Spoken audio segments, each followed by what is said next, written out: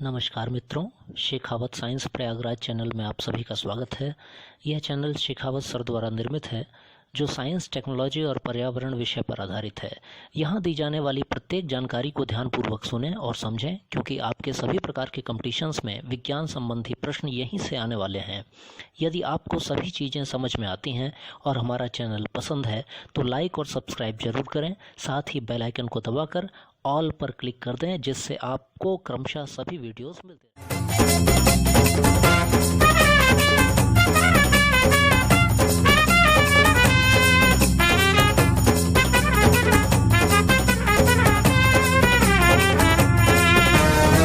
यारों किसमें कितना दम है, देखेंगे सब देखेंगे। कोई भी हो हमसे कम है, दुनिया को हम जीतेंगे। खाक में वो मिल जाएगा, हमसे जो टकराएगा। पत्ते जैसा उड़ जाएगा, सामने जो आएगा। आओ रे परदेसी मारे घर आओ रे, आओ रे, आओ रे परदेसी मारे घर आओ रे, आओ रे, आओ रे परदेसी मारे घर आओ रे, आओ रे परदेसी मारे घर आओ। आप सभी का स्वागत है मित्रों। मैं हूं उदय सिंह शेखावत और आज हम जानेंगे ब्लड ग्रुप अर्थात रुधिर वर्ग के विषय में। आइए अब रुधिर वर्ग की बात करें। रुधिर वर्ग इंग्लिश में ब्लड ग्रुप कहते हैं। सन 1900 ईस्वी तक रुधिर वर्ग की खोज नहीं हुई थी। 1900 ईस्वी में रुधिर वर्ग की खोज वैज्ञानिक कार्ल लैंडस्टीनर द्वारा की गई। वैज्ञानिक कार्ल लैंडस्टीनर ने बताया कि मनुष्य में सामान्यतः 4 प्रकार के रुधिर वर्ग पाए जाते हैं। ये 4 प्रकार के रुधिर वर्ग, जिनमें पहला ए, दूसरा बी, तीसरा ए बी और चौथा ओ रक्त वर्ग होता है। इन सभी रुधिर वर्गों की पहचान एंटीजन की उपस्थिति से होती है। एंटीजन को हिंदी में प्रतिजन कहते हैं। एंटीजन को हिंदी में प्रतिजन कहा जाता है। प्रतिजन की उपस्थिति आरबीसी में होती है, मतलब लाल रुधिर कणिकाओं की सतह पर प्रतिजन उपस्थित होता है। प्रतिरक्षी मतलब एंटीबॉडी, जो हमारे शरीर की हानिकारक जीवाणुओं और विषाणुओं से रक्षा करती हैं, उनसे लड़ती रहती हैं, ये सभी प्लाज्मा में पाई जाती हैं। ध्यान से देखिएगा, प्रतिरक्षी प्लाज्मा में पाई जाती हैं और प्रतिजन आरबीसी की ऊपरी सतह पर पाया जाता है। इसी प्रतिजन अर्थात एंटीजन से ही ब्लड ग्रुप की पहचान होती है। ये पहचान एंटी सीरम की सहायता से की जाती है।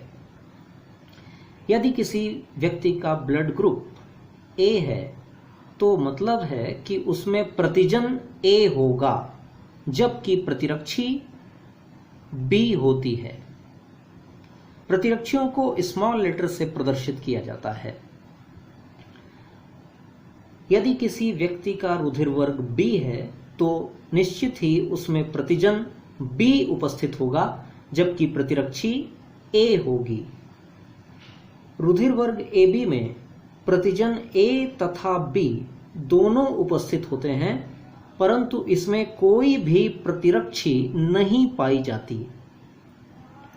और बात करें रुधिर वर्ग ओ की, तो रुधिर वर्ग ओ, इसमें कोई भी प्रतिजन उपस्थित नहीं होता, मतलब कोई भी एंटीजन नहीं पाया जाता, अतः इसे जीरो एंटीजन भी कहा जाता है। तो जीरो एंटीजन, लेकिन इसमें प्रतिरक्षी ए तथा बी दोनों उपस्थित होती हैं।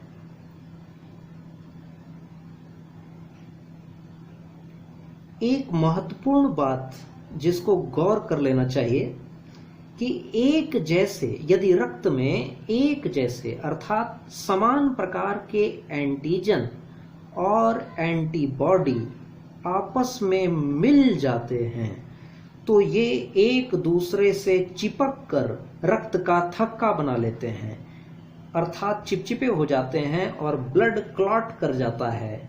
इस क्रिया को अभिश्लेषण या एग्लूटिनेशन कहते हैं। एग्लूटिनेशन अर्थात रक्त के कणिकाओं का आपस में चिपक जाना। ऐसा तभी होता है जब एक जैसे या समान प्रकार के एंटीजन और एंटीबॉडी एक साथ उपस्थित हो जाएं। जैसे यदि एंटीजन ए और एंटीबॉडी ए एक साथ उपस्थित हो जाएं, तो ऐसे व्यक्ति के शरीर में रक्त का थक्का बन जाएगा और उस व्यक्ति की मृत्यु हो जाएगी। अर्थात यदि रुधिर वर्ग ए वाले व्यक्ति को रुधिर वर्ग बी का खून चढ़ा दिया जाए तो ऐसी स्थिति में एंटीजन ए और एंटीबॉडी ए आपस में मिल जाएंगी। इसके अतिरिक्त एंटीजन बी और एंटीबॉडी बी भी आपस में मिल जाएंगी और इनके चिपकने पर एग्लूटिनेशन मतलब अभिश्लेषण की क्रिया हो जाती है और ऐसी स्थिति में रक्त कणिकाओं के चिपक जाने पर थक्का बन जाता है और व्यक्ति की मृत्यु हो जाती है।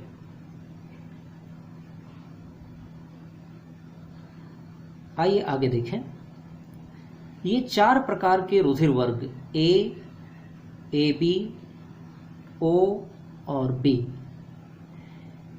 इनमें चार्ट के माध्यम से हम ये देख सकते हैं कि कौन सा रुधिर वर्ग किस रुधिर वर्ग के व्यक्ति को दिया जा सकता है। तीर के माध्यम से इस चार्ट में ये आसानी से समझा जा सकता है। जैसे देखें, रुधिर वर्ग ए जो स्वयं किसी अन्य रुधिर वर्ग ए से रक्त का लेन देन कर सकता है। रुधिर वर्ग ओ भी किसी अन्य रुधिर वर्ग ओ वाले व्यक्ति से रक्त ले या दे सकता है। ऐसे ही रुधिर वर्ग बी वाला व्यक्ति भी अन्य किसी रुधिर वर्ग बी वाले व्यक्ति को रुधिर ले या दे सकता है और ए बी वाला व्यक्ति भी किसी रुधिर वर्ग ए बी वाले व्यक्ति से रुधिर ले सकता है या दे भी सकता है। परंतु देखें, ओ एक ऐसा रुधिर वर्ग है जिसमें कोई भी एंटीजन नहीं पाया जाता और इस कारण ये किसी भी रुधिर वर्ग के लिए हानिकारक नहीं होता। ये रुधिर वर्ग ओ वाला व्यक्ति अपना खून रुधिर वर्ग ए वाले व्यक्ति को भी दे सकता है, बी वाले को भी दे सकता है और ए बी वाले को भी दे सकता है। अर्थात इसे हम सर्वदाता या यूनिवर्सल डोनर कहते हैं। जबकि रुधिर वर्ग ए बी वाला व्यक्ति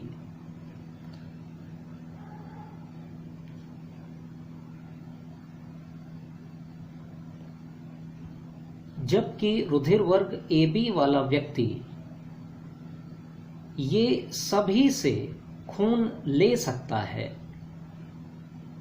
ए रुधिर वर्ग वाले व्यक्ति से भी ये रक्त ले सकता है, बी वाले से भी ले सकता है, ए बी वाले से तो लेता ही है और ओ से भी ले सकता है।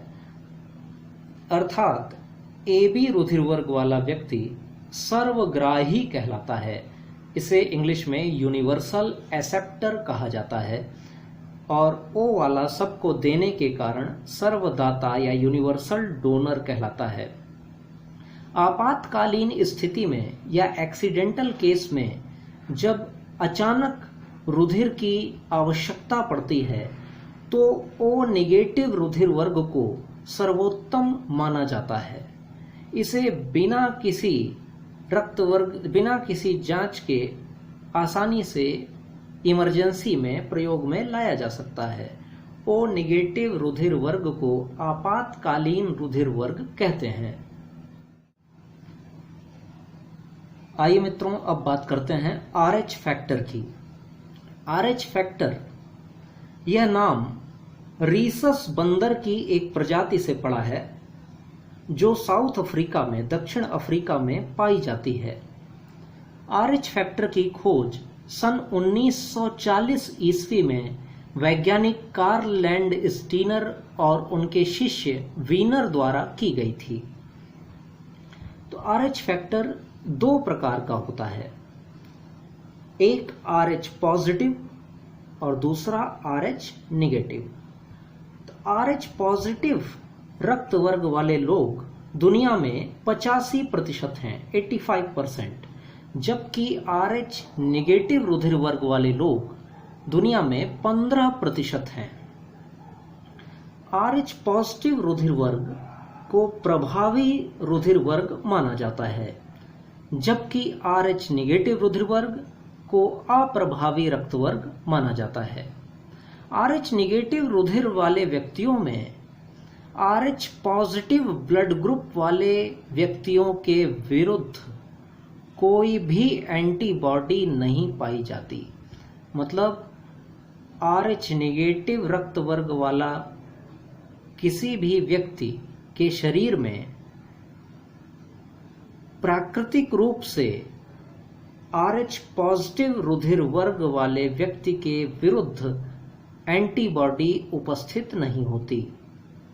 परंतु यदि पहली बार RH पॉजिटिव रुधिर वर्ग वाला व्यक्ति RH नेगेटिव रुधिर वर्ग वाले व्यक्ति को रक्त प्रदान करता है, मतलब उसे ब्लड ट्रांसफर करता है, खून देता है, तो RH नेगेटिव रुधिर वर्ग वाले व्यक्ति के शरीर में एंटीबॉडीज बनना शुरू हो जाती हैं।